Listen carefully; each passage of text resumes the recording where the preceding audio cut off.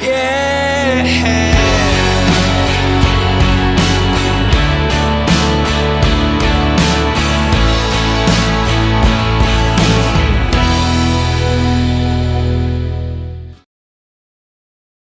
Probably be better if I sat down. Hey guys, this is Jonathan Lewis from Jonathan Lewis Music on A.C.W M, and I just wanted to make this video just to introduce myself to you guys. If you're coming onto this channel, some of you guys may or may not recognize me. First of all, hello. I'll share with you guys a huge thing that I'm fond of. It's the guitar. So how I got into guitar was kind of strange, to be honest with you, because at least to you guys it would probably come off as strange. But to me, it was like the bestest thing that has ever come into my life. So as a little kid, I had this old, I think it was First Act, acoustic guitar. And I remember I just used to go around the house just playing that thing. And that thing over time just got beat up. You know, little kids, you know, they're reckless. And, sorry about my hair, by the way. And it was a cheap old guitar.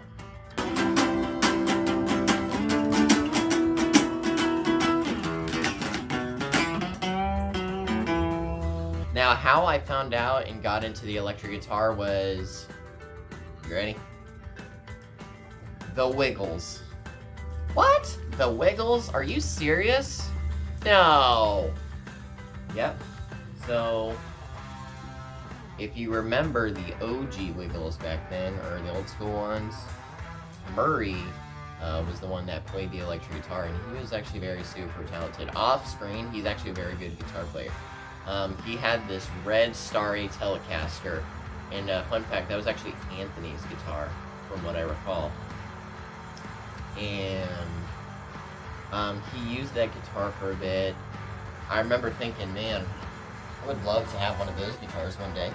So, and then later eras of the original Wiggles came around, and Murray had a Maton guitar, and all over the fretboard it actually had the Wiggles on it. I'll go ahead and put that on the screen for you right now. It was very cheesy looking, but it was one of the lower priced ones, but all the rest of the other Wiggles had a color of that guitar in their own color too. And sometimes they would play it all together in some of the shots most of the time. And then I remember there was one video I had, it was like released in 1996 by them called Wake Up Jeff. And there was this one guitar I remember Murray having, and it was called an A.C.W.M Sheridan. I'll show you guys that right now. By the way, I hope you like this guitar. This is my Gretsch G5420T. And it's a guitar that really put me on the map. Anyways, let me go get the Sheridan.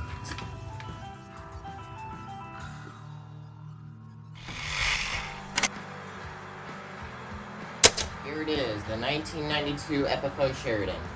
It was a guitar that, to me, stood up to me the most. I remember thinking, man, I think this is the guitar I want out of them all.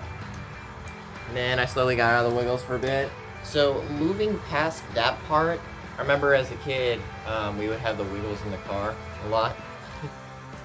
And how I got into the rock music was my dad was a huge fan of Christian rock.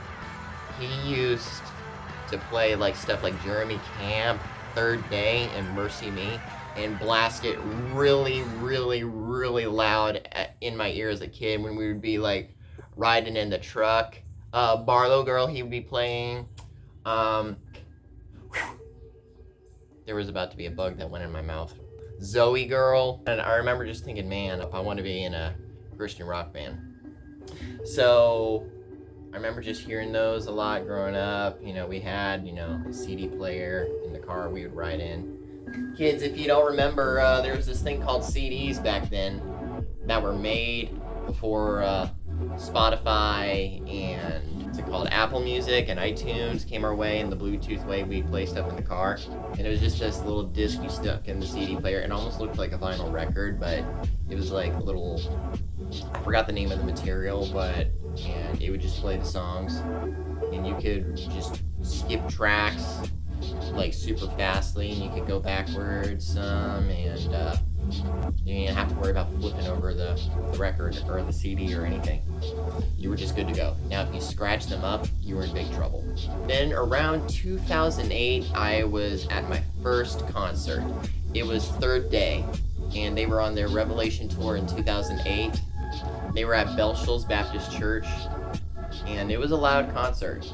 It was the greatest thing, though, and I officially came to the conclusion that I want to be in a Christian rock band. And I remember I was taking piano lessons at the time, but for some reason I liked playing guitar more. I can still play piano now, but there's something about the guitar. But back then I didn't know any chords, so I just used to be like...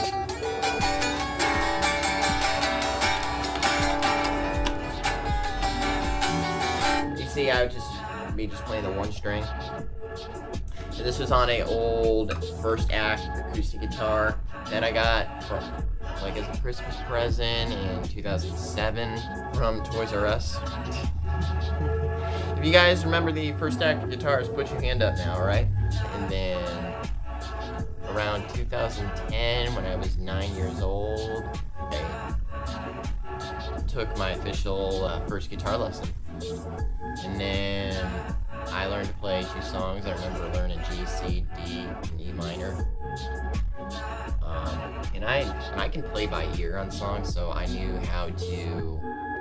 I didn't have to use music or anything. Well, I did use chord sheets. I remember I used to just print them off, and I used to actually go in the bathroom, and I would actually look in the mirror, and I would take my mom's old Oscar Schmidt acoustic guitar, and I would just play, man. And then I guess around 2010, I would say, though, I officially learned to keep my guitar in tune. And then after a while, I kind of went out of it for a bit. I somewhat played here and there. And then 2011, I really got back into it. The guitar lessons started coming more and more. And of course, I had to build up my calluses again. And of course, if you guys know anything about playing guitar, the first time you actually start pushing your fingers against the strings, it actually hurts the crap out of your fingers. It's painful. And over time, you gotta learn to build calluses on there. So my fingers are not really nice and smooth like a baby's butt, if you think about it. So they're like officially rough now. So like sometimes here and there, you can't really feel anything when you touch like this part of the finger. And of course, when you finger pick, there'll be calluses going too. Of course, though, who doesn't like to use an old guitar pick, right? So then around 2012, I got my first electric guitar. It was a Epiphone SG Special, and it was a great guitar. I sold it eventually. I'll put a picture for you right here. Sold it in 2020 to a good friend of mine, who I haven't seen in a while. And I remember I just used to play on that thing. I had a Line 6 Spider 420 watt. That amp eventually blew up around 4 years later. It was very weird how the process came. And then around 2013, I got my first effect pedal, which ended up breaking 2 years later. It was a Ernie Ball wah pedal. And then it was the best wah pedal I think I ever had. I have a Crybaby now by Dunlop. And then I had a DoD distortion, super distortion, that my dad had. Of course, now that thing's having problems. It's making some weird loud buzzing, but it was old. Oh, hold on, let me rewind. Here's me at 8 years old with my dad's old Fender Stratocaster. It's a 1984 Fender American Standard Stratocaster. I'll bring it out to you guys right now. Here it is, folks. My dad's 1984 Fender American Standard Stratocaster. G-string's missing. I haven't changed my strings in a while. So I'm sorry of how that looks on video. It doesn't look very presentable, obviously. It was heavy. My dad officially started trusting me on my use on it around 2016, I believe. And it's got EMG single coils in it. And it's a great sounding guitar for how old it is. Unless you get a look at the back of that thing too. It's very pretty. Anyways, it's got the string trees. There's a little weird issue though. I don't know what it is. I think it's this nut where the E string buzzes while it's open. can't seem to figure it out. I need to do a little better with figuring this stuff out, because I've been in a little bit of a rut, and sometimes I get burnt out on the guitar. So I'm trying to do whatever the heck it's gonna take to get myself back in, because I find if I don't, I'm kind of not really being true to myself anymore.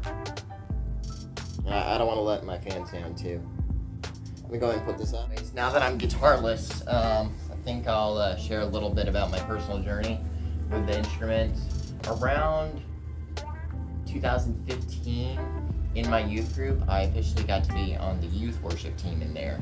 It really wasn't much. It was actually kind of boring, to be honest with you. We didn't have tracks, but it just had no oomph to it, you know? We didn't even really get loud on our acoustic drums, to be honest with you. We were in this little coffee house that was built long ago. We couldn't even hit the cymbals too loudly. I remember playing on the drums and people used to go, "John! It's too loud! Quiet down!" Otherwise, people would just leave the room. Sorry, not sorry. I think I used to play like once a month, once a month on there. And then over time, I started collecting more gear. Around the summer, I believe, that is when I did my first music camp. It's called Camp Rock. Yeah, I know, kind of copyright sounding name. Around that time. It was a very cool experience. And then shortly after, I got my first Les Paul. And that thing is kind of wearing down, to be honest with you. It's not the best made one. It's kind of made in China. It's the Les Paul 100. So it's basically like a cheaply built one, like a bolt-on, but like built within like a regular Les Paul form. And then I remember as a young kid, I remember that I dealt with low self-esteem because just how I got treated a lot back then. You know, a lot of people misunderstood me, and I remember thinking, I'm not going to get through this life. My guitar tone is always going to be pathetic. I'm never going to learn to shred or anything to be a great guitar player. I remember I used to compare myself to others. And then around 2015, I remember going to my first Rock the Universe concert, and I saw Switchfoot there. And I remember the two well-known songs were Meant to Live and Dare You to Move. But I remember hearing also other songs. I remember thinking, okay, well, after we hear those two songs, I'm going to go back and ride some rides. But then I heard this song called Dark Horses, and it was amazing. And fun fact, when John Foreman introduced the song, he dedicated it to the underdogs. And I will say this, I did feel like a little bit of an underdog at the time.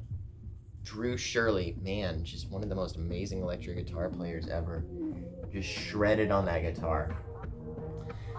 And John Foreman had a nice Gretsch too. So if you remember in the earlier part of the video, you saw me with a blue Gretsch G5420T Electromatic. It was a very beautiful guitar. John Foreman has a center block Falcon, which kind of looks like a silver Falcon. And then he also has a Brian Setzer Black Phoenix. And those were just very two powerful guitars. Oh, Drew Shirley had a Elliott. Elliott guitars were just, so it was like that kind of custom Fender made looking thing. So it wasn't like a knockoff or any of that junk. And then I remember just thinking, wow, I feel better already about myself. So anyways, there's that for you. And I remember around 2016, you know, I kept playing and playing. And the more I started playing, the better I got. I think that's, you know, all a thing for us. You know, when we play more and we practice, the better up we get. And I collected more gear. My pedal board grew over time. Actually, my first pedal board, I remember, it was built out of towel racks. And my dad did a great job on it. And now I have a wood pedal board that was made out of zebra wood. I'll put that up in the picture right now.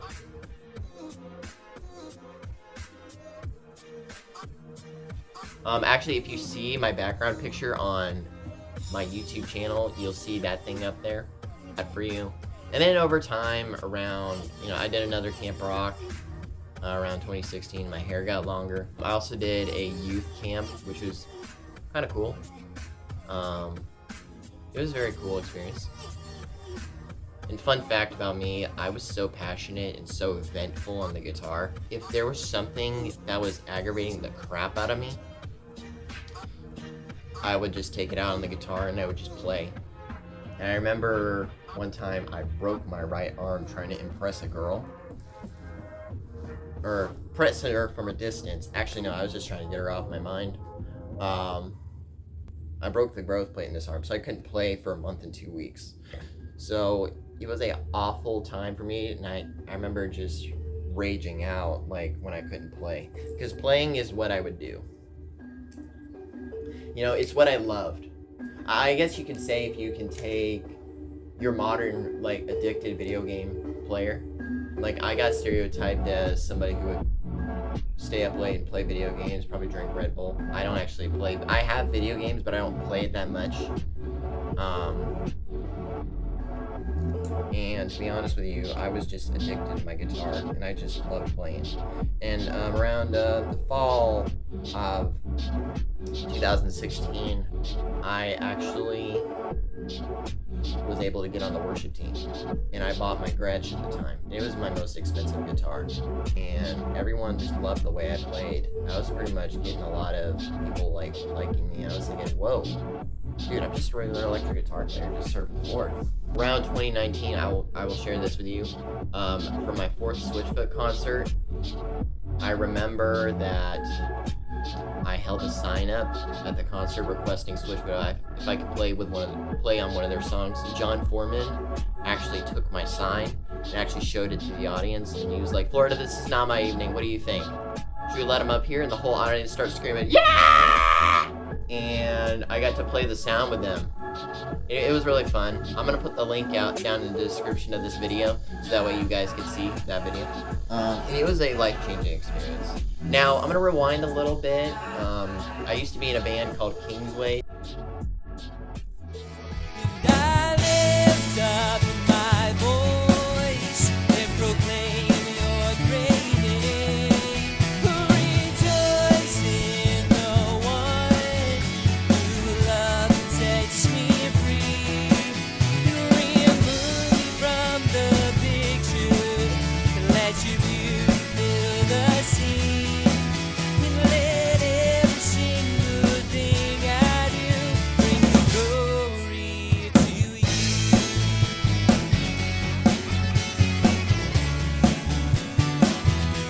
Yeah, yeah. At the start, and I don't know what you do. Everything is falling apart. God, I need to trust in you.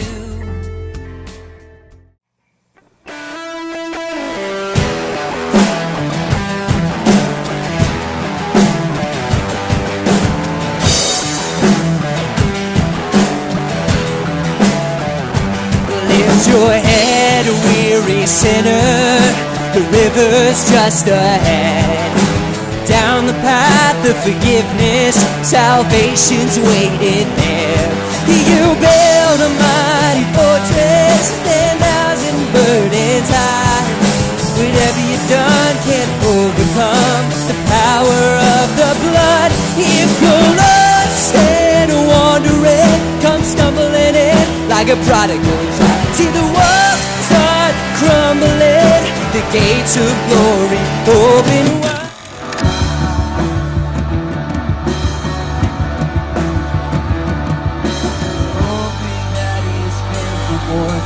Arguments and fairy tales.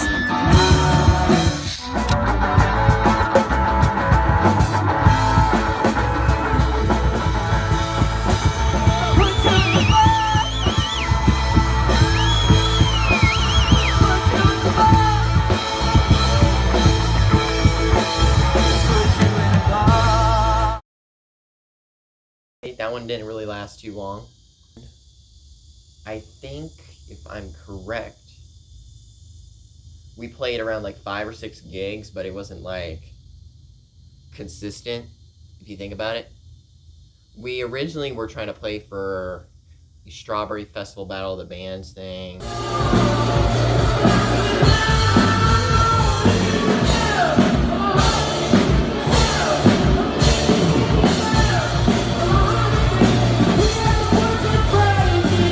I came up with ideas on like for more original songs, and the guys were just not up to it. So our last gig we played was around December of 2019. That's kind of where it ended. I've just had so many huge memories of the gigs I've played. And then around 2020, right around,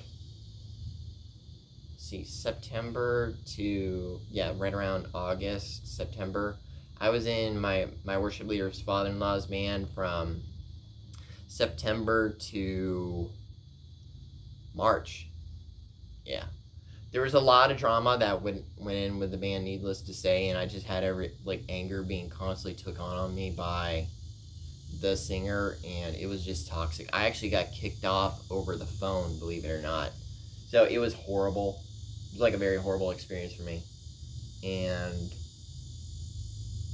it was a Christian band too. It was like one of my favorite categories of just Christian music within general. Then again, I didn't have time to practice because my first job was like scheduling me so much to the point where it was like I didn't have time to practice anything. And I was still dealing with a burnout, but I was trying to do my best to get back into the guitar, like super bad, because I couldn't stand being in a rut. Like around 2017, that's when I officially got burnt out. And right now I'm a recovering rut guitarist. So, and I do good here and there, and then sometimes I'm not doing good. So there's that. And around April to May, I left my old church, and I remember just being churchless, and I'm thinking, well, I guess all the fun's over. But then again, I was getting so aggravated when I was playing with the worship team. So, and then around 2000, no, I'm sorry, I don't know why I said 2000. 2021, I found a new church that somebody who works right next to my dad actually went to, and it was called Multicultural Family Church. And I remember just going to youth group there. I was impressed by the worship team, and they were looking for a guitar player, and it just looked so wrong without the guitar player being up there, even though they had a guitar track going. But at the same time, it just didn't sound right, you know? So ever since then, I've been up there with those guys, and here I am right now. So, and I'll share one quick thing, because this video is going to be a little long, and I just came here to introduce myself. But I'll introduce to you guys about my YouTube channel, how originally how I was intending it, and just how it's grew. So this YouTube channel of mine, Jonathan Lewis Music, was just not much. It was just really for stupid content, and I know there's a little stupid content right now, but I'm still trying to make time for everything. It was just pointlessly made. I made some guitar videos here and there. I just used to post just content of just like my random concert videos, just such as like stuff from my Harvest Festival to my Camp Rock videos, and just anything music related in general. And then around February, I posted a video of my youth group playing Only King Forever, my favorite songs. I was literally able to actually set my phone up right on, I think it was like a tissue box or something in the sound booth, and I just recorded us. And I just had some fun. Like, the video editor I right now use is not the most top notch, but it's actually a really cool one to use. It's called InShot. And, you know, that's where my intro and outro is. And I just made it, and it was fun. And then I met Taylor Claypack over time, and just for some reason I was really inspired by just the way she made her videos, and she actually inspired me to make an intro for my channel, but I also made an outro for my own self.